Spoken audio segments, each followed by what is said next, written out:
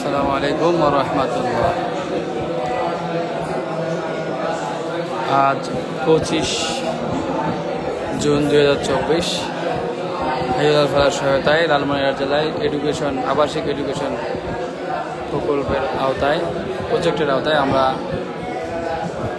এখন আপনাদের দেখাচ্ছি সকালের কোরআন হাদিস অধ্যয়ন অর্থাৎ কোরআন ক্লাস। এখন বাচ্চারা এখানকার শিক্ষার্থীরা এখন ছোট ছোট ছুরা আমাদের ছুরাগুলো মুখস্থকরণ চলছে। ছোট 10টি ছুরা রয়েছে, 10টি ছুরা মুখস্থকরণ চলছে।